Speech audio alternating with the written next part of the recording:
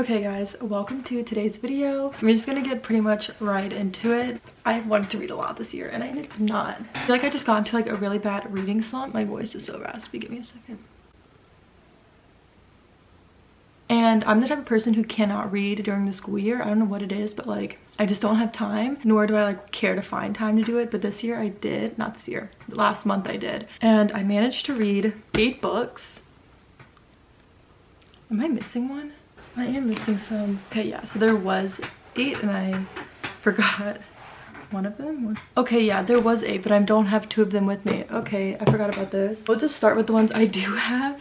So I was managed to read all these books in like a month, which is unheard of for me during the school year. Like when it's winter break or summer break, I can read like crazy, but during the school year, no. But these books I feel like pulled me out of my slump, gripped me out of there. Let's go over them. Okay, so the first one that got me out of my slump was One True Love, and this one's by Taylor Jenkins. I think that's her name. Taylor Jenkins Reid, and I rated this one at 5 stars. And I don't know if this was just because like I was the first book that got me out of my reading slump. I just remember the ending, like I just felt like my chest felt heavy. So basically this girl is married to this guy, and on their 1-year anniversary he goes like on this trip and he takes a helicopter and he basically crashes, and they presume that he's dead, and she kind of moves on, finds this new guy. They like hit it off. It was someone that she knew from her childhood when she was younger. They like start bonding, they form a relationship, it's great. And then she finds out that her husband actually isn't dead and he's coming back. I can't remember if it's been like a year later or it's been a couple of years, but he's somehow still alive, and he's basically like, I'm coming home. And she basically has to pick between the 2 of them, and it was just such a good book. I loved it. That was the first book that got me out of my reading slump. So the second book that got me out of my reading slump was The Housemaid by Freida McFadden, and this book was pretty good. Like the plot twists at the end were crazy.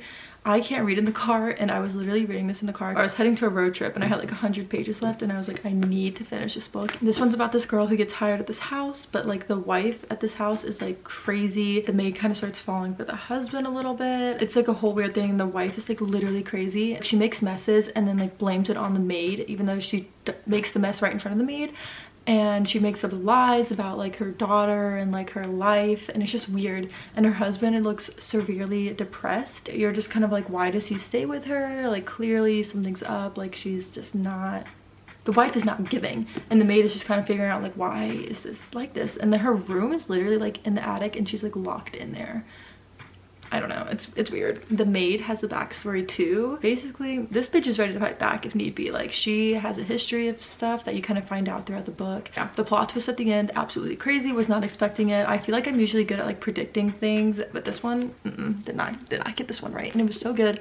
I gave this one 5 stars. The next book I read was The Night She Disappeared. This is another thriller book. That last one was thriller too. I've heard so many good things about this, but like I feel like because I read The Housemaid and it was so quick and quick paced that I was like, this one just felt super slow. It's basically about this girl and her boyfriend who go missing, and they have a son at home, and the girl's mom is like, this is not like my daughter, she would never do this. Character comes in and she basically wants to help the mom solve the mystery. Some pretty good plot twists in there, creepy, it was good. But I think I rated this like maybe a 3.5, 4 stars. I don't really remember, because the plot twists were really good, but it was just so slow. Like I felt like the beginning they took so long to like explain everything, and it was kind of slow paced. After reading The Housemaid, I felt like I had to like, it just felt like it was a little bit too long for me. And like the ending, I was so excited for like this ending to happen. Like I was like, okay, like I want this to happen, and it did, but it was very short-lived. Like I wish the author went into more detail about the ending. I waited the entire book for this, and that's it. Like I was a little bit disappointed, to be honest, but it was still a pretty good book.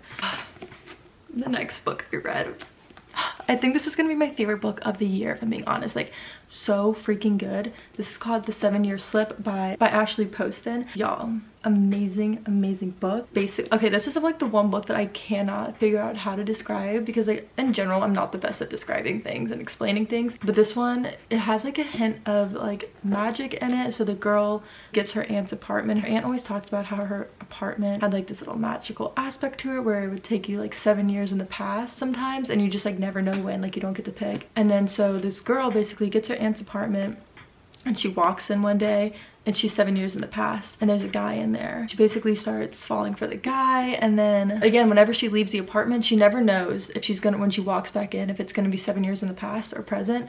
So it gets to a point where she kind of starts falling for the guy who's like living there 7 years ago. She kind of wants, she goes back and forth between the past and the present to find this guy. Like in the present, she's trying to find him because she's like, she really likes him. I don't know, it's so confusing, but it's so good.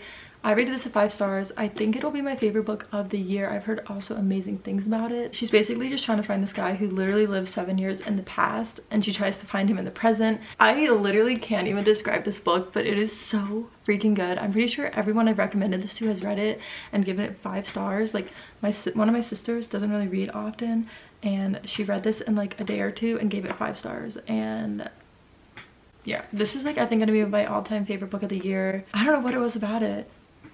It was just so freaking good. I read this so quickly. If you haven't noticed, I kind of go back and forth between like romance, thriller, whatever.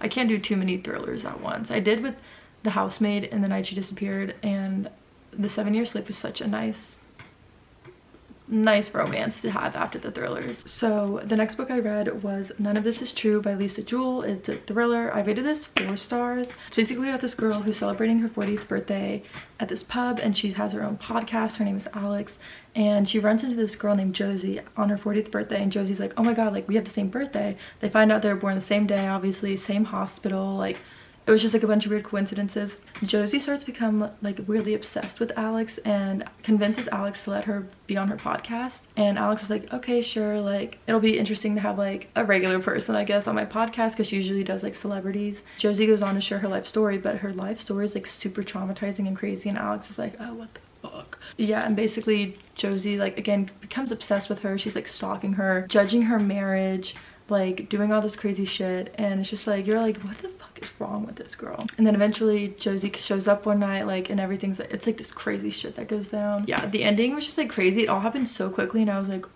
my jaw was on the floor. Like I pretty much read this almost in one sitting. Like I opened it, went to bed, and the next morning I finished it because I was like, this bitch is crazy and I need to figure out what's going on. Wow, just the plot twist at the end, you're like, oh my god. I gave this a 4 stars. Definitely would recommend it. And then after that, I don't have the physical book with me, but I read The Dead Romantics by Ashley Poston. She also did The 7 Year Slip, and this book was really good. Well, let me retract that actually. She does a lot of like magical realism in her stories. Like obviously that one had time travel. This one, the main character can see dead people. She kind of helps them get to the other side, and she ends up like having to go back home to deal with something because she lives like in the city or something, and she had to go back home to deal with something. And there's this guy who's trying to get to the other side, but he like can't go. Like something's up, like he can't go to the other side yet, and they're like, what the fuck. She's basically trying to help him get there while also dealing with this issue back home, and she ends up like falling for him. She's the only person who can see this dead person, by the way. Like she just has like that power, I guess. Her family knows about it, but like no one else in the town knows about it, so she kind of just like falls for this dead guy, and he's falling for her, and they like have built this relationship, and it's just like But the thing with this book, I rated it 3 stars because I really wish they focused more on the romance aspect of it. I feel like a lot of it had to do with why she was at home, and I just didn't really like that. Like I really wish they focused more on the romance, and then I might have given it 4 stars, but it felt very slow at a lot of parts. I only gave it 3 stars, but it's still like a good book. It didn't put me in a reading slump, so that's all I gotta say about that. The next, okay, so this is a series that I am obsessed with. Okay, hear me out. I'm not a fantasy girly. I tried to be the Atlas 6, and I was like, what the fuck are they talking about half the time? Because what? It was just like a bunch of made up words, and I was like, I can't grasp what they're saying. But I started the Throne of Glass series. This shit has me in a grip. It is so good. I've only read the first 2. I want to get the Heir of Fire next. It's so easy to understand. Like there's not a lot of like made up words. Like it's so easy to understand. It's honestly like not a hard read at all.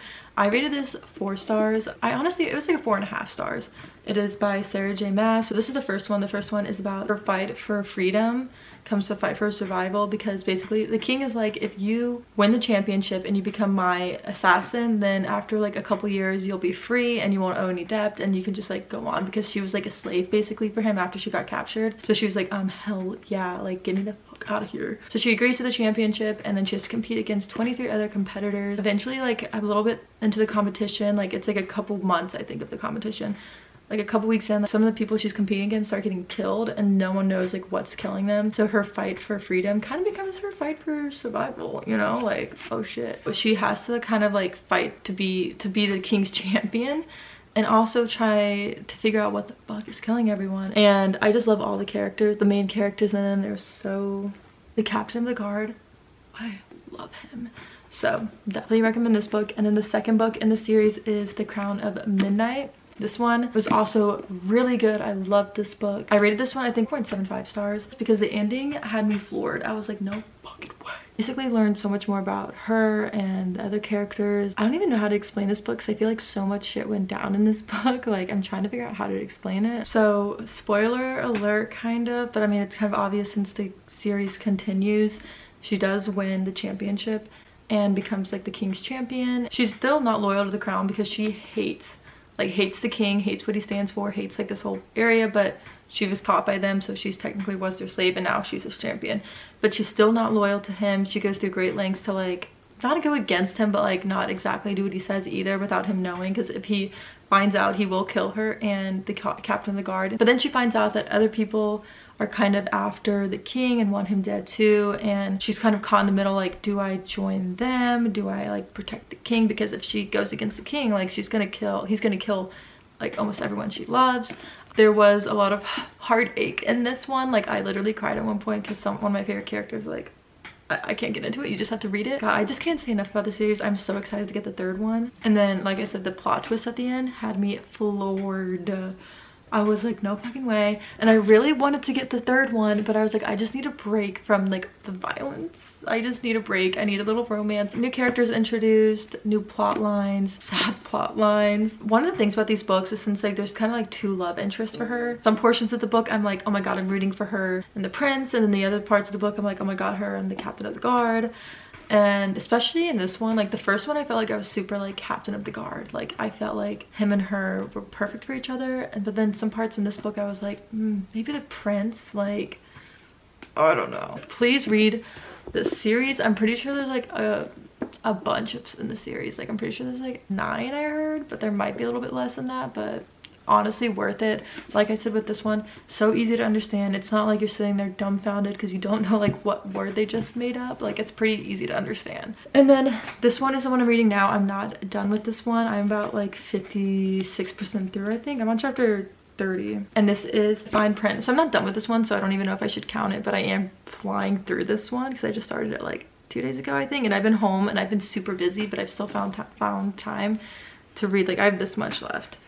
But this one is the fine print. I think this is a 3-book series. I don't really know what the category it's under. I guess it would be romance. Grumpy and Sunshine, and the guy, his grandfather passed away and kind of like it left him and his brothers dreamland, which I'm kind of just picturing Disneyland because it's in Florida. It's basically Disneyland. The grandpa left them this stuff to do, or else like if they don't do it, like they won't get their portion of dreamland and it'll go to someone else, kind of. So he kind of puts them like on a little mission. I think each book focuses on a different brother. This one's on Rowan. He basically like starts falling for one of the employees there. I don't even know how to explain it because I'm not finished yet, so I can't go into too much detail because I just don't. That's basically the gist of it. It's very fast paced. It gets right into it, which is a big thing for me. Like I hate books that take so long to get into, too much explaining. Just like do it throughout, you know, like do like the Night She Disappeared did too much explaining in the beginning where I was like, okay, let's get to the main plot now. Like I'm ready. I don't have much to say about this one. I'll probably do another book review and talk about this one more, but this is the one I'm currently reading. But all of these other books, like I said, I read all of these within a month, and that's a lot for me when I'm in school. Like I said before, summer break, winter break, I can read a shit ton of books. But for me to do this during the school year, my senior year, while doing YouTube, like I don't know how I managed to like find time to do it, but these books were just so freaking good. But these are the books that got me out of my reading slump and got me to read during the school year, which is saying a lot. I hope you guys enjoy this video, and if you like this kind of video, let me know. Leave a comment or something, because I really like want to get to the booktube side now, I feel like, and like also still do what I like, my college routines and stuff. I don't know, we'll see. But thank you guys so much for watching. If you like this video, please give it a like, comment, and subscribe, and I will see you guys in the next video.